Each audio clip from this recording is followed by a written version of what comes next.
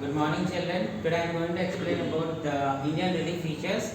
This is the model which one of my students has prepared it, and it is not exactly, but almost all is covered in this model. First, look in this video. I will show you clearly how to explain this model. See, look, children. First of all, the Indian plate and the Eurasian plate was collided here, and because of that, Himalayas was formed. These Himalayas are of three ranges. They are formed in three ranges. The first range is Greater Himalayas, second one is Lesser Himalayas, and the third one is Shivalik range. The northernmost Himalayas are the Greater Himalayas. They are throughout the year they are filled with ice, and in the Greater Himalayas mainly we see the highest peak, that is Mount Everest, and the height of this Greater Himalayas are 6,100 meters above height. And next the Lesser Himalayas. Lesser Himalayas are the height of 3,700 to 4,500 meters height, and the famous hill stations are in Lesser Himalayas, namely Shimla, Mussoorie, Nainital and Ranigarh.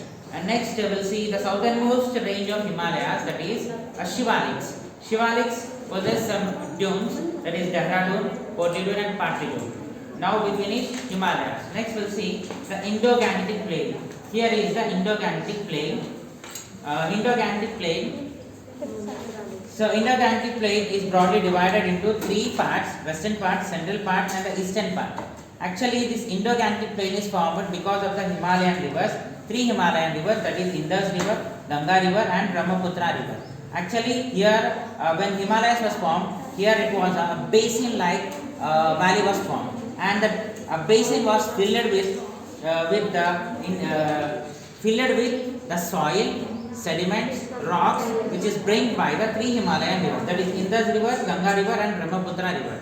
So this Indo-Gangetic plain is divided into three parts, that is western, central and eastern part. Western part is formed by the Indus river, the soil, sediment, rocks which is brought by the Indus river, and that is why the western plain is formed.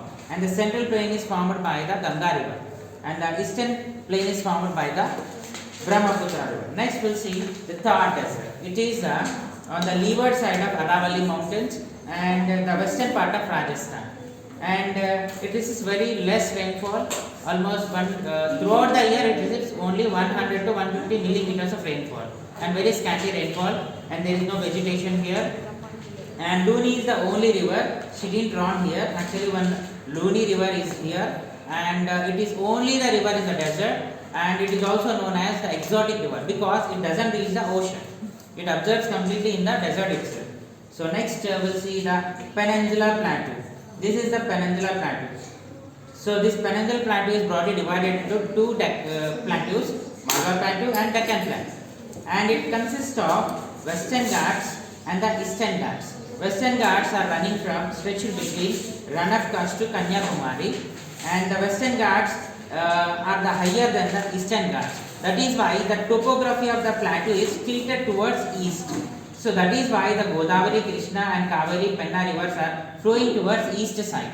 And next the highest peak in Western Ghats is Dodabetta, and the highest peak in Eastern Ghats is Aramakonda at Chintalpalli. And next the highest peak in southern India is Anaimudi. It is in between Kerala and Tamil Nadu region, Annamala hills mainly. And next what I left, Islands.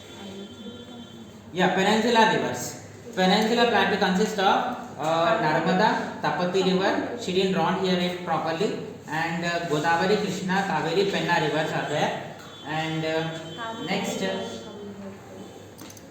we'll see the coastal plains. These are the coastal plains. So on the west side, the coastal plains are Konkan coast. Konkan coast, we'll see Konkan coast in Maharashtra and Goa. And next Canara coast. Canara coast is in Karnataka, and the Malabar coast is in Kerala. And the eastern side coastal plains are Utkala coast. Utkala coast is in Odisha. And next Sarkar coast is in Andhra Pradesh coastal region. And Coromandel coast is in Tamil Nadu coastal region. So next what else? Eastern side coastal plain is wider than the western side coastal plain, because of the rivers flowing towards east side, they deposited so much of soil, sediment, rocks in the coastal of eastern side. So that is why the eastern coastal plain is very wider than the western coast.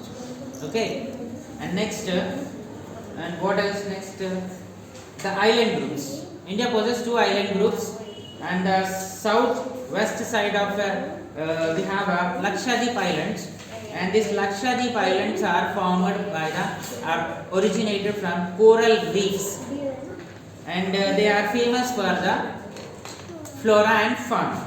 And next, Andaman Nicobar Islands. Andaman Nicobar Islands are actually the elevated portions of the submerged mountains of Thailand range, and they possess and in Andaman Nicobar Islands we see two volcanic islands. Those are Narcondam and Barren Islands, and one more island, that is Indira Point, that is the southernmost tip of India, but it was submerged in water during tsunami.